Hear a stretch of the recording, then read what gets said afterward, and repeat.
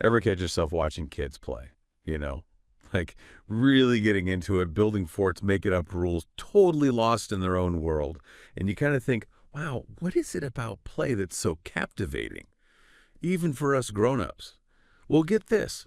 What if I told you those games of tag and make-believe might hold a clue to one of humanity's biggest mysteries, the origins of religion? Yeah, you heard that right. Turns out the line between kids wrestling in the living room and ancient rituals might be blurrier than we think. So buckle up, because we're about to go on a deep dive into some seriously fascinating research on the evolution of religion. We're talking about a dense, thought-provoking book called Religion in Human Evolution. It's a real head-scratcher, but trust me, payoff is huge.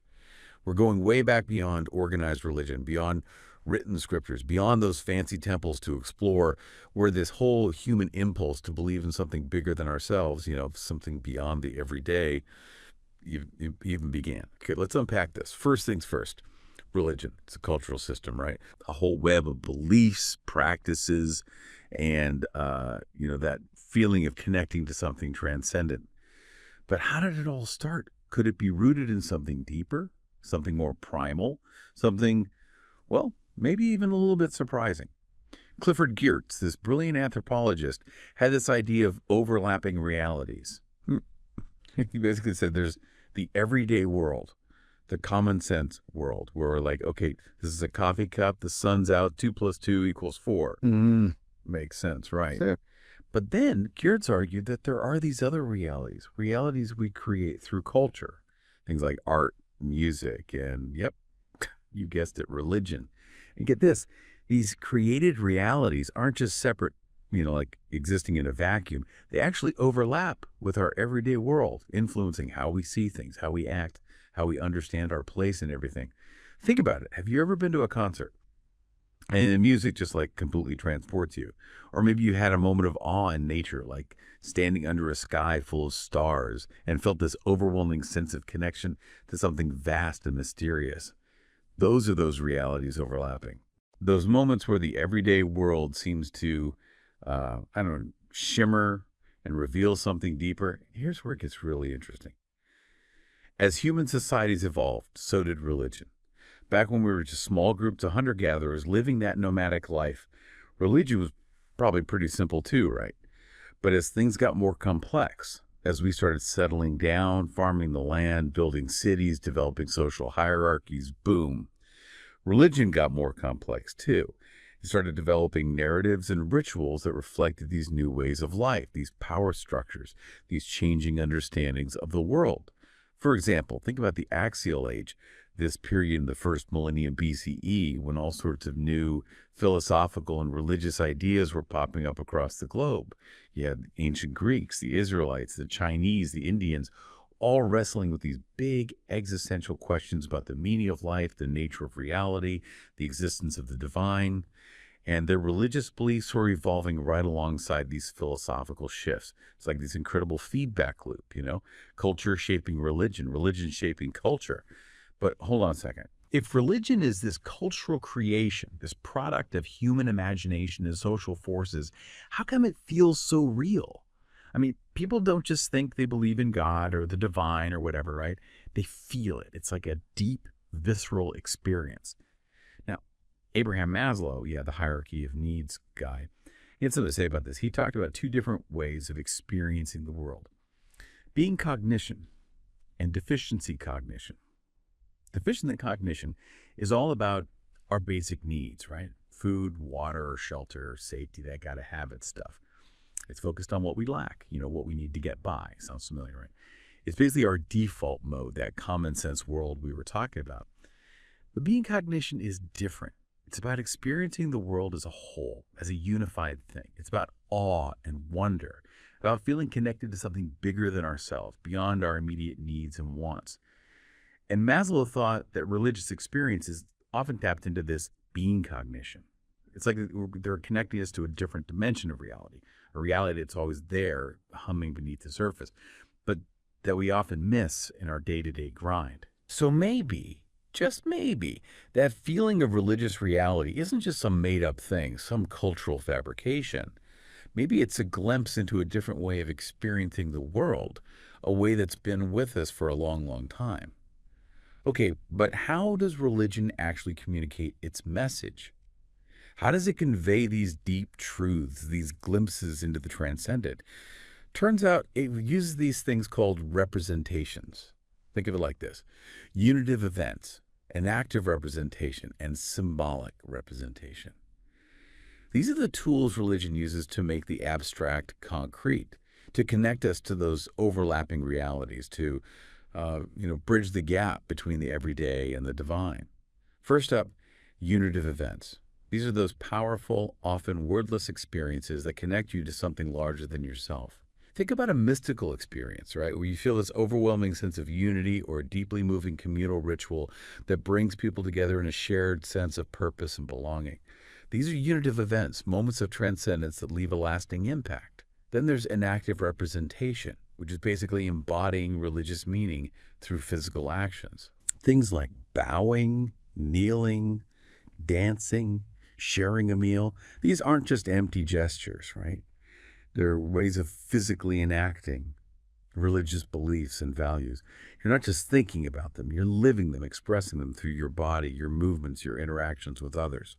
And finally, we've got symbolic representation. This is where things get really interesting because we're talking about using stuff to stand for something else, to point beyond the literal to a deeper meaning.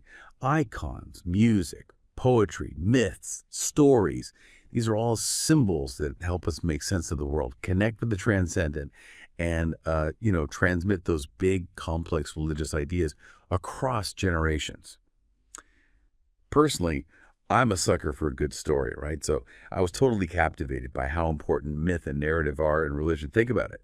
Every religion has its own creation story, its own heroes and villains, its own explanation for why we're here and what it all means. And these stories aren't just for entertainment, right? They're powerful tools for shaping our understanding of the world, guiding our behavior, and, transmitting values and beliefs across time. They're like recipes for action, these narratives. They tell us how to live, how to treat others, what to value. They can be incredibly inspiring, right? Giving us a sense of purpose and direction. But let's be real.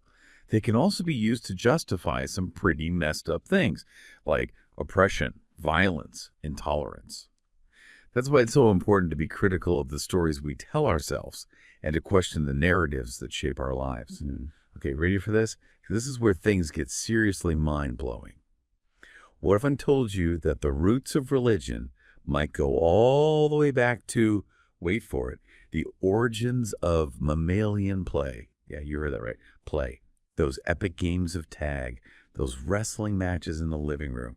Turns out they might have been practiced for some seriously important stuff later on, like bonding with your tribe, creating social order, even forming the basis for religion. I know, right? It sounds crazy, but stay with me here. Play has some pretty fascinating characteristics. First, it's bounded. It has a beginning and end. It takes place in a specific time and space. Like, think about a playground, a game board, a designated play area. It's not just random chaos, right? There are rules, boundaries, a shared understanding of what's going on. Second, play is cooperative. Even if you're playing a competitive game, you need others to play with you. You need to agree on the rules. You need to work together to make the game happen. It's like this mini society, with its own set of norms and expectations. And finally, play requires shared intentionality. Everyone involved has to be on the same page, has to understand that they're playing. You can't just tackle someone and be like, oh, I thought we were playing. That's not play. That's, probably a lawsuit waiting to happen. So what does this have to do with religion? Well, some scholars believe that ritual, a key aspect of pretty much every religion, might have actually evolved from play. Think about it. Rituals are also bounded, right? They have a specific time and place, like a temple, a church, a sacred space. Right. They also involve specific rules and actions that everyone follows. And most importantly, they require that shared intentionality, that understanding that something special, something meaningful is happening. But here's the crucial difference between play and ritual. Rituals have deeper meaning and social consequences. They're not just about having fun. They're about connecting with something bigger than yourself, reinforcing social bonds, shaping human behavior. establishing a moral order. It's like play, but with a capital S for serious. So how do we go from those playful mammals to, us religious humans? Enter Merlin Donald, this anthropologist with a seriously thought-provoking theory about how human culture evolved. He suggested three major stages: mimetic culture, mythic culture, and theoretic culture. First, mimetic culture. Think early humans developing the ability to imitate, learn complex skills, and communicate through gestures. Like you watch someone make a tool, you try to copy them, you get better at it over time. This ability to imitate and learn from each other was huge for our ancestors. It allowed them to transmit knowledge, create shared experiences, and, basically up their survival game. Then came mythic culture boom. Language and narrative explode onto the scene. We're not just miming things anymore. We're talking about them, telling stories, creating myths, building complex systems of meaning. This is where things get really interesting, because Donald argues that ritual played a key role in this transition from mimetic to mythic culture. Imagine those early humans gathered around a fire, right?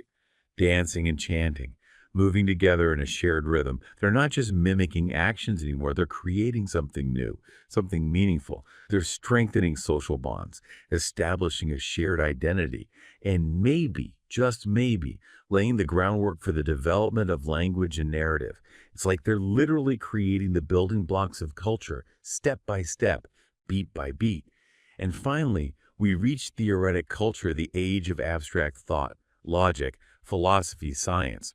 We're not just telling stories anymore. We're analyzing them, questioning them, building complex systems of thought. But even in this stage, those ancient impulses that need to connect, to find meaning, to create order, it doesn't go away. It just takes on new forms. So what does this all mean? Well, it suggests that religion might not be some recent invention, but rather this deep-seated impulse, this legacy of our ancient past. This urge to connect with something larger than ourselves, to find meaning through shared rituals and narratives, to create order out of chaos. It might be woven into the very fabric of who we are. And understanding these deep roots, it can give us a new perspective on religion's continued importance in human societies, even in our modern secular world. Makes you wonder about that human need for meaning, right? It's like we're wired for it. And maybe, just maybe, understanding where it came from can help us appreciate its power, its potential, and even its challenges in the world today. Okay, so we've been talking about this big picture view of religion and evolution, right? But let's zoom in a little, get a bit more specific. How did these ideas actually play out in different cultures throughout history? How did religion evolve alongside human societies, shaping and being shaped by those social forces, those shifts in power, those changing understandings of the world? Think about it. One of the most dramatic shifts in human history was the transition from those small, egalitarian hunter-gatherer bands to larger, more complex agricultural societies. It's like going from a nomadic, free-flowing existence to, settling down, farming the land, accumulating resources. And with that shift came the emergence of, you guessed it, social hierarchies. Suddenly you've got leaders, chiefs, kings, emperors, all these power structures that need to be explained, justified, legitimized. And guess what steps in to help make sense of it all? Yep, religion. It's like this amazing adaptive tool, constantly evolving to meet the needs of changing societies. So as these societies become more complex, so do their religions. We start to see narratives and practices that reflect and reinforce those new power structures. It's like religion is providing a cosmic blueprint for how society should be organized, who's in charge, and why everyone should follow the rules. For example, you start seeing the emergence of powerful leaders whose authority is linked to the divine. They're not just kings or emperors. They're chosen by the gods. They're intermediaries between the human and supernatural realms. It's like their power is, supercharged with divine legitimacy. And it's not just about individual leaders, right? The whole social order gets wrapped up in religious beliefs and practices. You have elaborate rituals that reinforce social hierarchies, myths that explain the origins of those hierarchies, and moral codes that support the existing power structures. It's like this whole intricate system designed to keep things running smoothly, to maintain order, to prevent chaos. Now, don't get me wrong, it's not like everyone just blindly accepted these new hierarchies. There was definitely pushback, resistance, people questioning the status quo. But religion played a powerful role in shaping how people understood and responded to those changes. Think about the concept of divine kingship, right? In many ancient societies, kings weren't just political leaders. They were considered actual gods, or at least semi-divine beings. Their power wasn't just political, it was sacred. Challenging their authority wasn't just treason, it was sacrilege. You see this in ancient Egypt, where the pharaoh was seen as the embodiment of the god Horus. In ancient Mesopotamia, where kings were believed to have a special relationship with the gods. And in ancient China, where the emperor's mandate to rule was seen as divinely ordained. It's like this idea of divine kingship was a way of making political authority unquestionable, linking it to a higher power, making it seem almost inevitable. But here's the thing. Even in these hierarchical societies, there were still traces of that earlier egalitarianism, that impulse towards equality and cooperation that we see in play and ritual. It's like that primal urge, that need for fairness and balance never completely disappeared. It just got, woven into the fabric of these more complex societies, finding expression in different ways. For example, in some cultures, you have rituals that symbolically reaffirm the equality of all people, even within a hierarchical system. It's like a way of acknowledging that at a fundamental level, we're all connected. We're all part of something larger than ourselves. You also see myths and stories that challenge the status quo, questioning the legitimacy of power, offering alternative visions of social order. It's like these narratives are keeping alive that spark of egalitarianism, that yearning for a more just and equitable world. So even as religion was evolving to reflect and support these new hierarchies, it was also preserving some of those core values of equality and cooperation that we see in our earliest ancestors. It's like this complex dance, a back and forth between hierarchy and equality, between power and justice, between the individual and the collective. And it's a dance that continues to this day. Okay, let's shift gears a little and talk about another fascinating aspect of religion's evolution. The emergence of specialized religious roles and institutions. Remember those early hunter-gatherer societies we talked about? Where religion was probably pretty informal, decentralized, everyone participating in rituals and ceremonies. Well, as societies become more complex, religion starts to get more organized, more institutionalized. It's like going from a band of nomadic musicians to a full-blown symphony orchestra, right? You've got specialist conductors, a hierarchy of roles, a whole system for creating and performing complex music. So in religion, you start seeing the emergence of full-time religious specialists, priests, shamans, prophets, you name it. These folks dedicate their lives to serving the gods, guiding the spiritual lives of their communities. They develop specialized knowledge, rituals, and practices that set them apart, making them the go-to experts on all things spiritual. And alongside these specialists, you get the development of religious institutions, temples, churches, monasteries. These physical spaces become centers of worship, learning, and community. They're not just buildings, right?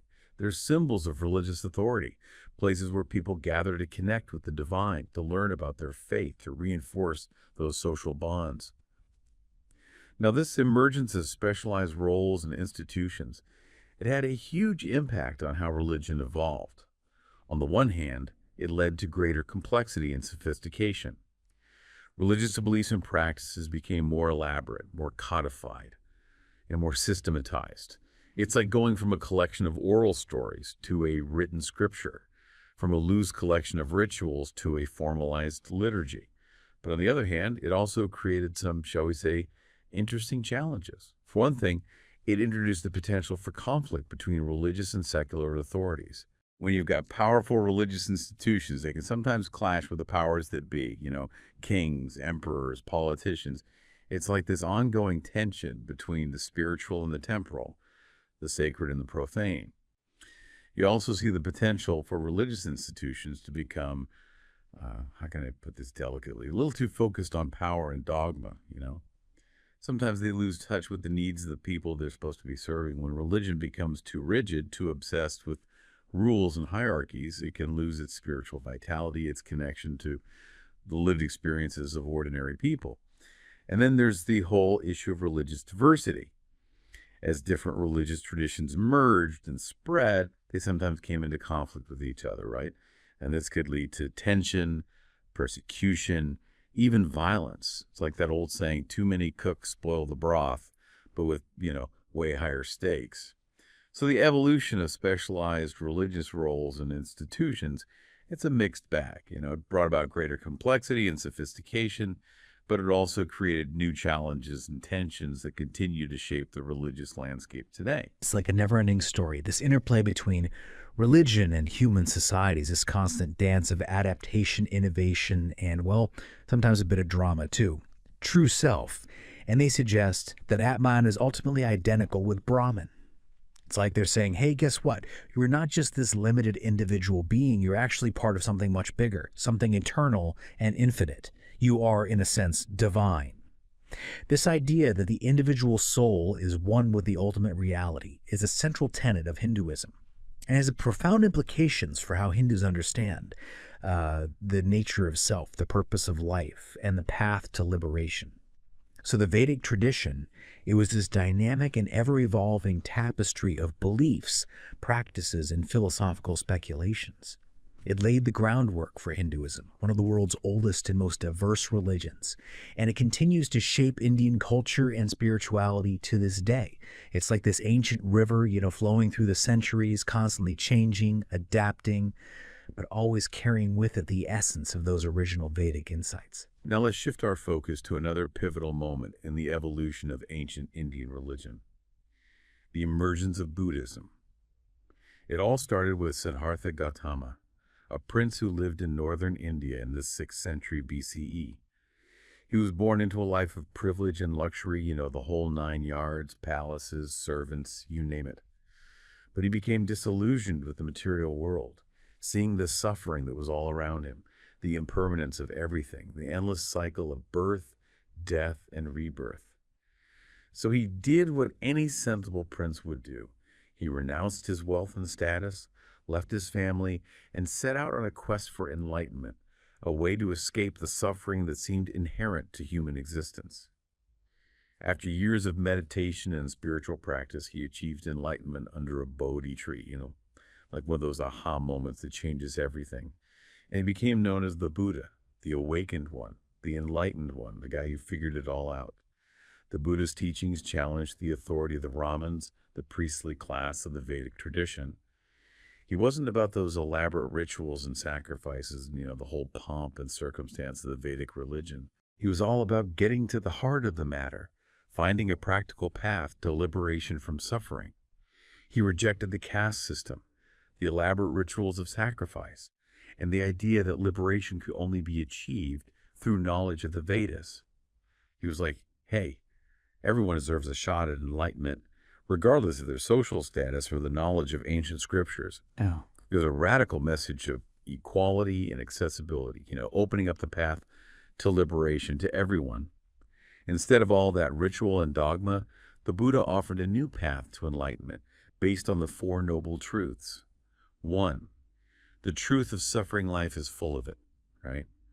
From the little annoyances to the big heartbreaks, suffering is just part of the human experience. 2, the truth of the cause of suffering, our attachment to desire, to things being a certain way, to our own sense of self. It's like we're clinging to things that are constantly changing, and that clinging creates suffering. 3, the truth of the end of suffering nirvana, that state of liberation, of freedom from attachment, from the cycle of birth and death. It's like reaching the other shore, finding that place of peace and tranquility that's always been there, just beneath the surface of our turbulent minds. And 4, the truth of the path to the end of suffering, the Eightfold Path, a set of guidelines for living a life that leads to liberation. It's not about magic spells or elaborate rituals. It's about cultivating wisdom, compassion, and ethical conduct. It's about training your mind, paying attention, and living in a way that aligns with reality, with the way things actually are. The Buddhist teachings spread rapidly throughout India and beyond, attracting people from all walks of life. It was a message of hope, a way to escape the suffering that seemed so pervasive. And Buddhism continues to be a major world religion today, with millions of followers around the globe. It's like this ancient wisdom tradition, offering a path to peace and liberation in a world that can often feel chaotic and overwhelming. Now let's touch briefly on another ancient Indian tradition that emerged around the same time as Buddhism, Jainism. Jainism was founded by Mahavira, a contemporary of the Buddha, who also renounced a life of privilege and set out on a quest for spiritual liberation. Just like there was something in the air back then. A spiritual awakening, a yearning for something more than the material world could offer. Jainism emphasizes nonviolence, ahimsa, as its central tenet. Jains believe that all living beings have souls, and that causing harm to any living being creates bad karma. They're like the ultimate pacifists, right? Committed to nonviolence in thought, word, and deed. They practice strict vegetarianism, avoid harming even insects, and strive to live a life of simplicity and detachment. It's like they're trying to tread lightly on the earth, to minimize their impact on other beings, to live in a way that honors the interconnectedness of all life. Jainism, like Buddhism, challenged the authority of the Brahmins and offered an alternative path to enlightenment.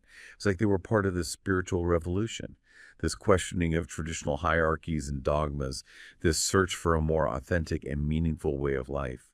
And Jainism continues to be a significant religious tradition in India today, with millions of followers who are known for their ethical principles and their commitment to nonviolence. It's like they're a beacon of peace and compassion in a world that can often feel violent and divisive. So we've been on this whirlwind tour of ancient Indian religion, right? From the Vedic tradition to the emergence of Buddhism and Jainism, it's been a journey through a rich and diverse tapestry of beliefs, practices, and philosophical insights.